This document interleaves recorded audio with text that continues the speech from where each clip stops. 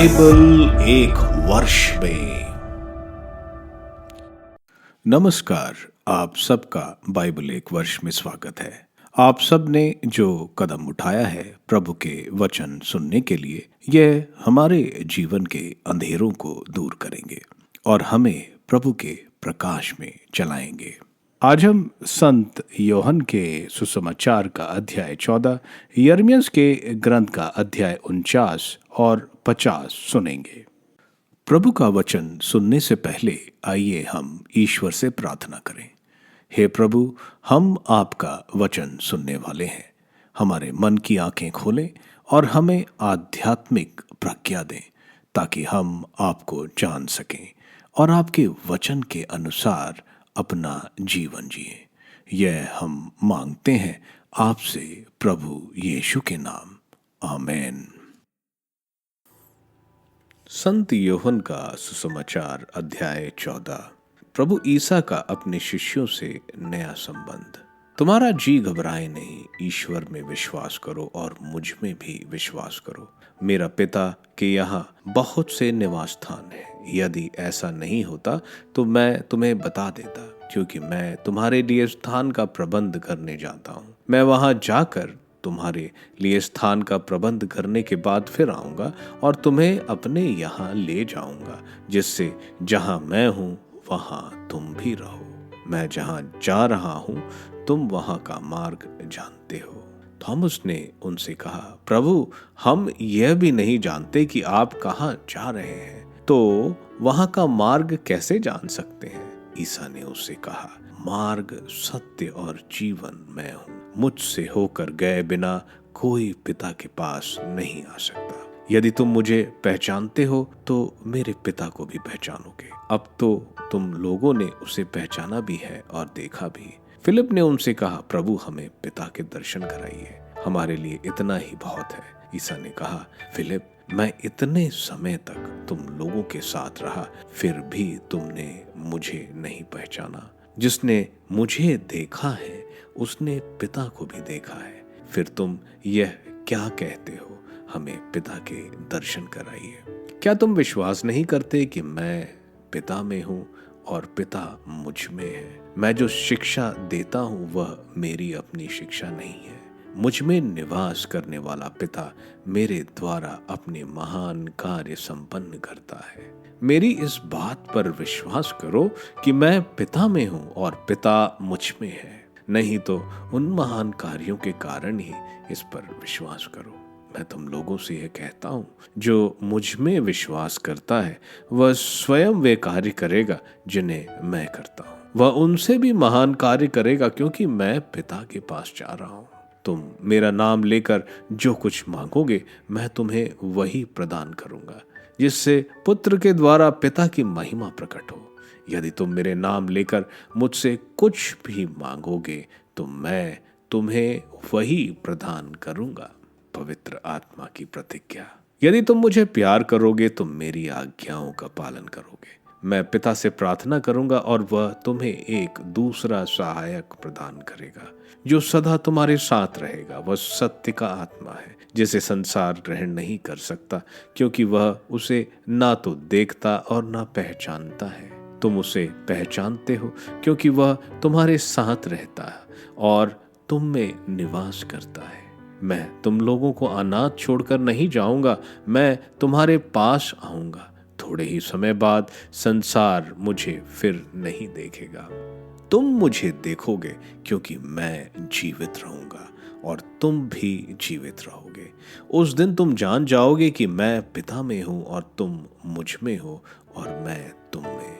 जो मेरी आज्ञाएं जानता और उनका पालन करता है वही मुझे प्यार करता है, और जो मुझे प्यार करता है उसे मेरा पिता प्यार करेगा, और उसे मैं भी प्यार करूंगा और उस पर अपने को प्रकट करूंगा।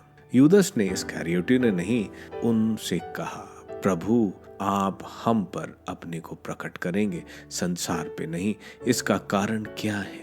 ईसा ने उसे उत्तर दिया, यदि कोई मुझे प्यार करेगा तो वह मेरी शिक्षा पर चलेगा। मेरा पिता उसे प्यार करेगा और हम उसके पास आकर उसमें निवास करेंगे। जो मुझे प्यार नहीं करता वह मेरी शिक्षा पर नहीं चलता। जो शिक्षा तुम सुनते हो वह मेरी नहीं बल्कि उस पिता की है जिसने मुझे भेजा। तुम्हारे साथ रहते समय मैंने तुम लोगों को इतना ही बताया है, परंतु वह सहायक, वह पवित्र आत्मा जिसे पिता मेरे नाम पर भेजेगा, तुम्हें सब कुछ समझा देगा। मैंने तुम्हें जो कुछ बताया वह उसका स्मरण दिलाएगा। मैं तुम्हारे लिए शांति छोड़ जाता हूँ, अपनी शांति तुम्हें प्रदान करता हूँ। वह संसार की शांति जैसी नहीं है। तुम्हारा जी घबराए नहीं, भीरू मत बनो। तुमने मुझसे यह कहते सुना, मैं जा रहा हूं और फिर तुम्हारे पास आऊंगा।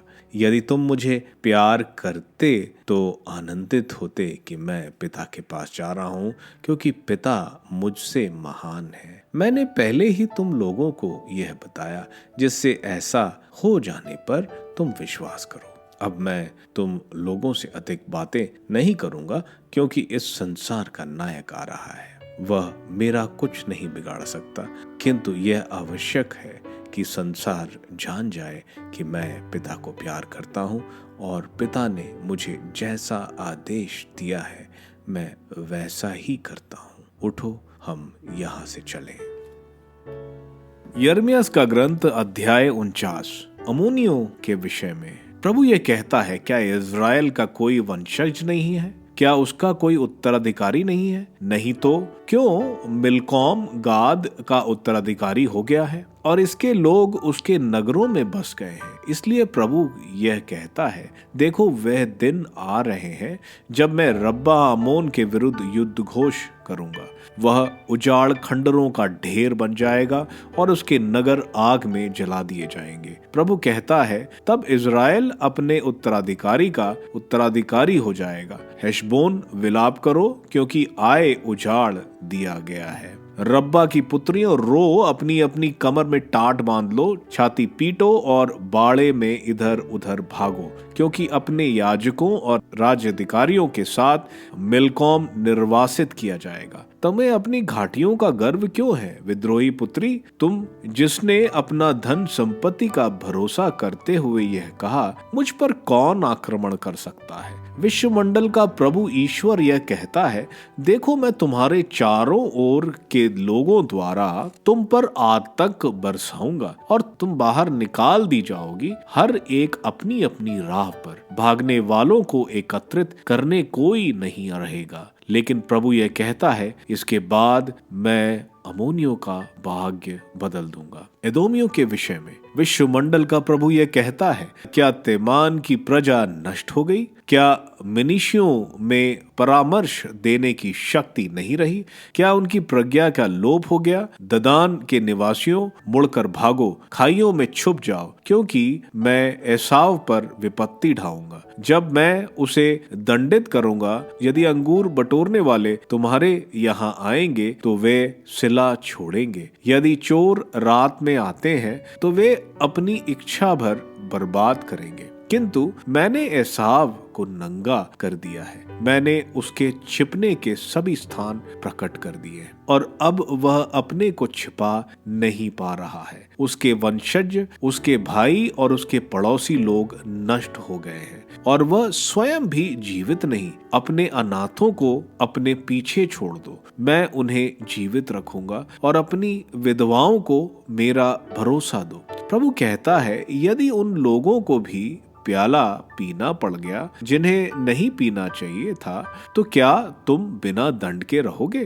नहीं, तुम बिना दंड के नहीं रहोगे, बल्कि तुम्हें प्याला पीना होगा। क्योंकि प्रभु ये कहता है, मैंने अपने नाम की यह शपथ खाई है कि बोसरा आतंक, उपहास, विध्वंस और अभिशाप का पात्र बन जाएगा और उसके सभी नगर सदा के लिए उजाड़ हो जाएंगे। मैंने प्रभु का यह संदेश सुना है और राष्ट्रों के पास एक दूत भेजा गया है, तुम सभी एकत्र हो, उस पर आक्रमण करो, युद्ध के लिए तैयार हो जाओ, क्योंकि देखो मैं तुम्हें राष्ट्रों के बीच छोटा और मनुष्यों के बीच तुच्छ बना दूंगा। तुम जो आतंक फैलाते हो उसी ने तुम्हें धोखा दिया है, और तुम्हारे मन के अंधकार ने भी। तुम जो चट्टान के दरारों में रहते हो, तुम जो पहाड़ियों की चोटियों पर निवास करते हो, यद्यपि तुम गरुड़ की तरह ऊंचे स्थानों पर अपना घोंसला बनाते हो, तब भी मैं तुमको नीचे गिरा दूंगा। यह प्रभु की वाणी है। एदोम आतंक का विषय बन जाएगा। जो कोई उसकी बगल में गुजरेगा वह भयभीत हो जाएगा, और उसके सभी संकटों के कारण उसका उपहास होगा। प्रभु कहता है, जैसे सदोम और गोमोरा तथा उनके अन्य पड़ोसी नगरों के विनाश के बाद हुआ, वैसे ही इनमें कोई नहीं रहेगा और इनमें कोई ठहरने नहीं आएगा। देखो, यार्दन के जंगलों में आकर सदाबहार चारागाहों पर चढ़ने वाले सिंह की तरह मैं उन लोगों को पलक मारते ही वहां से भगा दूंगा, और मैं जिसको चाहूंगा उसको उस पर नियुक्त करूंगा। क्योंकि मेरे सदृश कौन है? कौन मेरा लेखा लेगा? कौन चरवाहा मेरे सामने टिक पाएगा? इसलिए वह योजना सुनो जो प्रभु ने एदोम के विरुद्ध सुनाई है, और वे विचार जो तेमान के निवासियों के विरुद्ध उसके मन में है। रेवड़ की छोटी भेड़ों भी घसीट कर ले जाई जाएंगी। हाँ, उनके कारण चारागाह अवाक रह जाएगा। उनके गिरने की आवाज से धरती कांपने लगेगी। उसकी प्रतिध्वनि लाल सागर तक सुनाई पड़ेगी। देखो, कोई गरुड़ की तरह ऊपर तेजी से उड़ेगा और बोसरा पर अपने पंख फैला देगा, और एदोम के योद्धाओं का हृदय प्रसव पीड़ित स्त्री के हृदय जैसा हो जाएगा। दामशिक के विषय में हमात और अपराध घबराए हुए हैं, क्योंकि उन्होंने अशुद्ध समाचार सुने हैं। वे भय से खुल रहे हैं। वे समुद्र की तरह शांत हैं, जो कभी स्थिर नहीं होता। दामशिक शक्तिहीन हो गया है। वह भागने लगा और उस पर आतंक छा गया है। प्रसवकालीन स्त्री की तरह उसे वेदना और दुख ने जकड़ लिया है। वह प्रसिद्ध नगर कैसे उजाड़ हो गया है, वह प्रसव नगर। इसलिए उसके नवयुवक उसके चौकों में गिर जाएंगे, और उसके सभी सैनिक उस दिन नष्ट हो जाएंगे। विश्वमंडल का प्रभु यह कहता है, मैं दामशिक की दीवारों में आग लगा दूंगा, और वह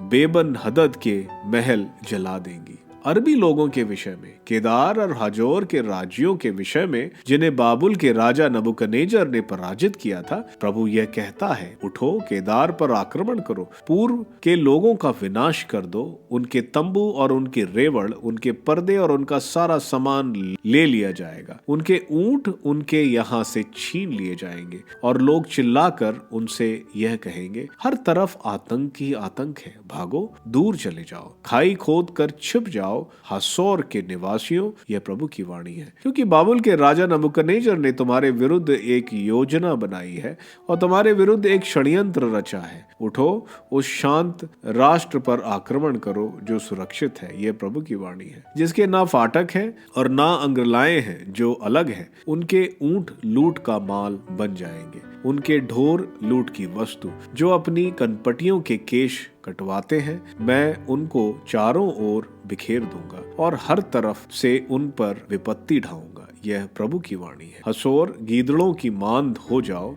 सर्वदा के लिए निर्जन, वहां कोई नहीं रहेगा, वहां कोई नहीं डेरा डालेगा। एलाम के विषय में, यूदा के राजा सदिकिया के राज्यकाल के प्रारंभ में नबी यिर्मयाह को एलाम के विषय में यह वाणी सुनाई पड़ी। विश्वमंडल का प्रभु कहता है, देखो, मैं एलाम के धनुष, उसकी शक्ति के प्रमुख आधार को तोड़ दूंगा। मैं आकाश के चारों दिशाओं में चारों पवन एलाम पर बहा दूंगा। मैं एलामियों को उन पर सभी पवनों को के सामने बिखेर दूंगा, और कोई राष्ट्र ऐसा नहीं होगा जहां एलाम से भगाए लोग नहीं आएंगे। मैं एलाम को उसके शत्रुओं के सामने और उसके प्राणों के गाहकों के सामने आतंक से भर दूंगा। मैं उस पर विपत्ति, अपना कोप बरसाऊंगा। यह प्रभु की वाणी है। मैं उसका पीछा तलवार से तब तक कराऊंगा जब तक मैं उसका सर्वनाश न कर दूं। मैं एलाम में अपना सिंहासन स्थापित करूंगा और उसके राजा और पदाधिकारियों का विनाश कर दूंगा। यह प्रभु की वाणी है।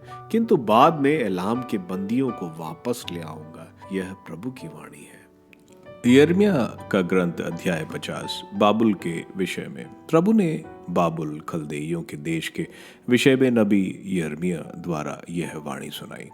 राष्ट्रों के सामने यह घोषणा करो, यह बता दो, ध्वजा फहरा कर यह बता दो, इसे मत छिपाओ, यह कह दो बाबुल का पतन हो गया है, बेल अपमानित किया गया है, मुर्दक को ध्वस्त कर दिया गया है, उसकी प्रतिमाएं अपमानित कर दी गई हैं, उसकी मूर्तियां विनिष्ट हो गई हैं। उत्तर की ओर से एक राष्ट्र ने उस पर आक्रमण कर दिया है, जो उसके देश को उजाड़ डालेगा और वहां कोई नहीं रह जाएगा। क्या मनुष्य क्या पशु सब वहां से भाग जाएंगे। प्रभु कहता है, उन दिनों उस समय इज़राइल और यूदा के लोग एक साथ आएंगे, वे रोते हुए आएंगे और अपने प्रभु ईश्वर की खोज करेंगे। वे सिय्योन के मार्ग उसकी ओर अभिमुख होकर पूछते हुए ये कहेंगे, आओ हम प्रभु के साथ एक चिरस्थायी विधान द्वारा जुड़ जाएं, जो कभी नहीं विस्मृत होगा। मेरी प्रजा खोई हुई भेड़ों जैसी हो गई है, उनके चरवाहों ने उसको भटकाया है। पर्वतों में उनको विपत पर ले गए थे, वे पर्वतों से पहाड़ियों पर भटकती रहीं और अपनी भेड़शाला भूल गई थी। जिन सब ने उन्हें देखा उन्हें अपना आहार बनाया है, और उनके शत्रुओं ने कहा, हमारा कोई दोष नहीं, क्योंकि उन्होंने प्रभु के विरुद्ध पाप किया है। प्रभु धार्मिकता के निवास और अपने पूर्वजों की आशा के विरुद्ध। बाबुल से भाग जाओ, खलदेइयों के देश से बाहर चले जाओ, रेवड़ के आगे चलने वाले बकरे बन जाओ, क्योंकि देखो मैं उत्तर देश से बड़े राष्ट्रों के एक समूह को उत्तेजित कर बाबुल पर आक्रमण करने जा रहा हूँ। वह उसकी विरुद्ध मोर्चाबंदी करेंगे और उस पर अधिकार कर लेंगे। उनके तीर उस निपुण योद्धा की तरह है जो खाली हाथ नहीं लौटते। खलदैया लुट जाएगा, जो सब उसे लूटेगा परितृप्त हो जाएगा। प्रभु ये कहता है, मेरा दाएं भाग लूटने वालों, अभी तो तुम आनंद मना रहे हो, अभी तो तुम फूले नहीं समा रहे हो, अभी तो तुम घास पर कलौर की तरह उछल कूद कर रहे हो, अभी तो तुम अड़ियल घोड़े की तरह हिनहिना रहे हो, किंतु तुम्हारी माता को बहुत अपमानित होना पड़ेगा, तुम्हारी जननी को लज्जित होना पड़ेगा। राष्ट्रों में उसका स्थान सबसे नीचा हो जाएगा। एक सूखी उजाड़ मरुभूमि प्रभु के कोप के कारण वह कभी बस नहीं पाएगी, बल्कि वह बिल्कुल उजाड़ खंड हो जाएगी। जो कोई बाबुल से होकर गुजरेगा वह भयभीत हो जाएगा और उसके घावों के कारण उसकी हंसी उड़ाएंगे। धनुर्गण बाबुल के चारों ओर पंक्तिबंद हो जाएंगे। उस पर संधान करो, तीर चलाने में कमी मत करो, क्योंकि उसने प्रभु के विरुद्ध पाप किया है। उसे चारों ओर से ललकारो, उसने हार मान ली है, उसके खंभे गिर गए हैं, उसकी दीवारें ढह गई हैं। यह प्रभु का प्रतिशोध है, तुम उससे बदल लो। उसने जो किया है वही उसके साथ करो। दुआई करने वाले को बाबुल से दूर करो और उसको जो फसल के समय हंसिया चलाता है। अत्याचारी के तलवार के कारण प्रत्येक व्यक्ति अपने लोगों के पास लौट जाएंगे और प्रत्येक व्यक्ति अपने देश भाग जाएंगे। इज़राइल भटकी हुई भेड़ थी जिसका पीछा सिंह कर रहे थे। पहले इसे असूर का राजा खा गया और अब अंत में बाबुल का राजा नबूकदनेस्सर उसकी हड्डियां चल रही हैं। इसलिए विश्वमंडल का प्रभु इज़राइल का ईश्वर ये कहता है, देखो मैंने असूर के राजा को दंड दिया है, वैसे ही मैं बाबुल के राजा और उसके देश को दंड देने जा रहा हूँ। किंतु मैं इज़राइल को उसके चारागाह में लौटा लाऊंगा और वह कारमेल पर और बाशान में चरेगा और एफ्रेम की पहाड़ियों और गिलियाद में चरकर वह तृप्त हो जाएगा। प्रभु कहता है, उन दिनों उस समय इज़राइल में दोष ढूंढे जाएंगे और कोई दोष नहीं मिलेगा। यूदा के पाप खोजे जाएंगे और कोई पाप नहीं मिलेगा, क्योंकि मैं उन्हें क्षमा करूंगा जिन्हें मैंने अवशेष के रूप में छोड़ दिया है। बाबुल का विनाश।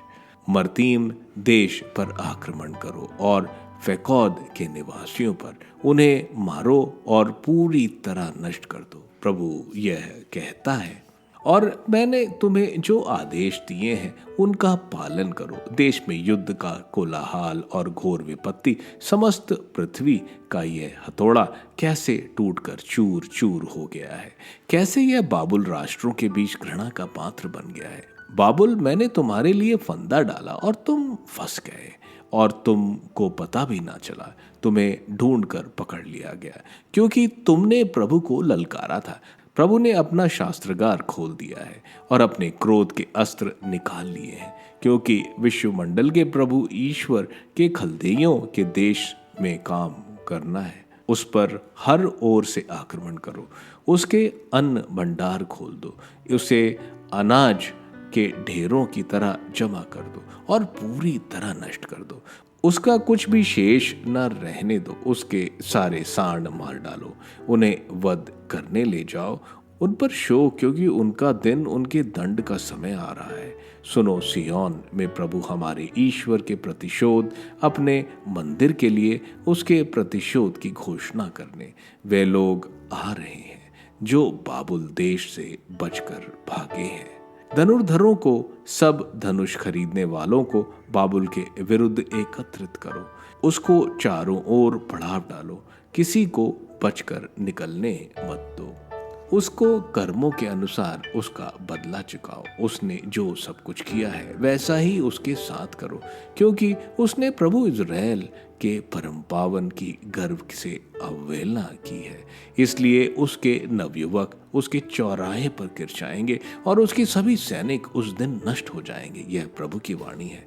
विश्वमंडल का प्रभु ईश्वर कहता है, अहंकारी, मैं तुम्हारे विरुद्ध हो गया हूँ, क्योंकि तुम्हारा दिन आ गया है, वह समय जब मैं तुम्हें दंड दूंगा। अहंकारी ठोकर खाकर गिर पड़ेगा, उसे कोई नहीं उठाएगा। मैं उसके नगरों में आग लगा दूंगा और वह उसके आसपास का सब कुछ जला देगा।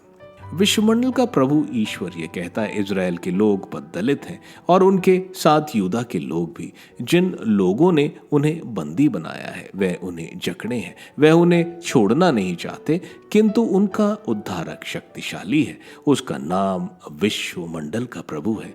निश्चय ही वह उसका पक्ष लेगा, जिससे वह पृथ्वी को शांति, किंतु बाबुल के निवासियों को अशांति प्रदान करे।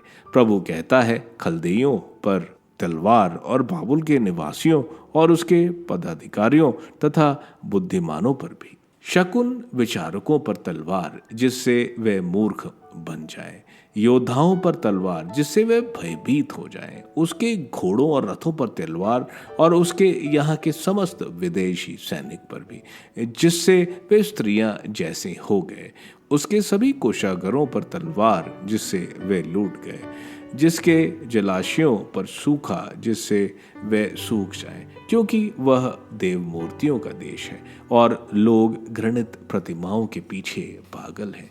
इसलिए वहाँ बन बिलाव और लकड़बग्घे निवास करेंगे और वहाँ शतुरमुर्ग रह जाएंगे।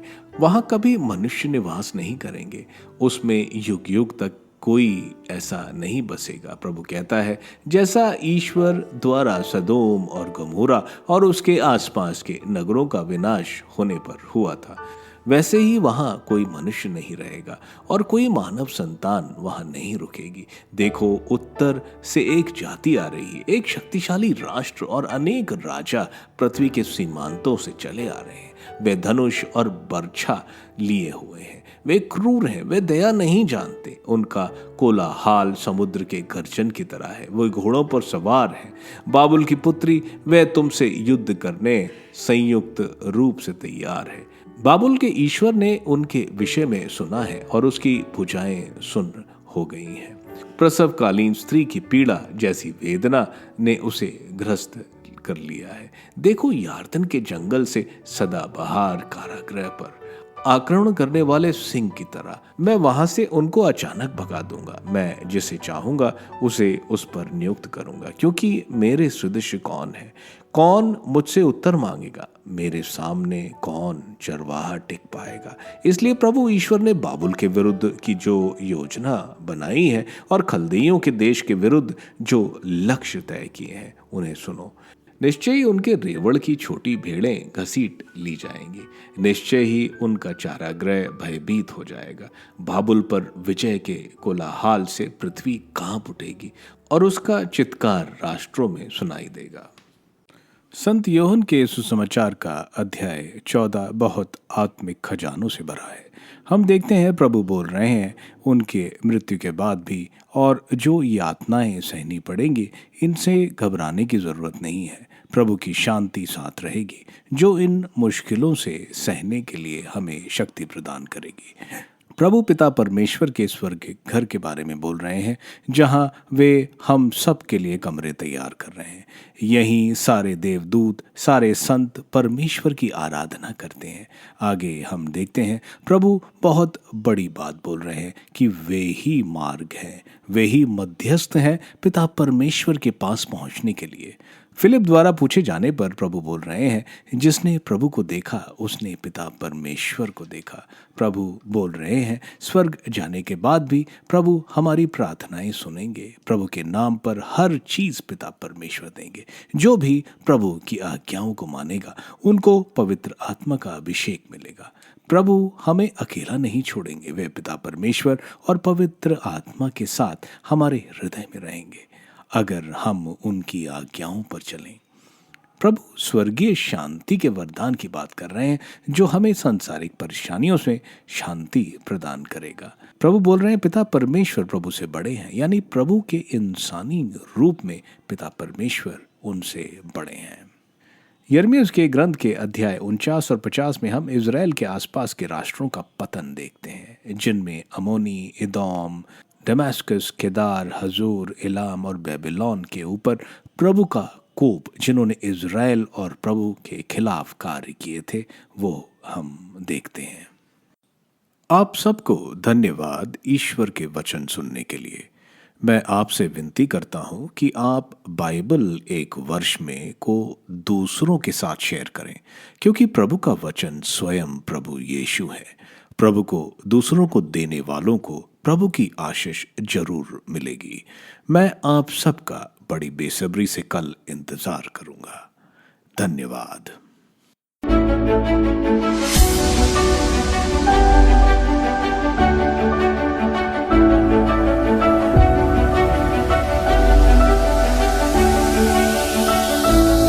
बाइबल एक वर्ष में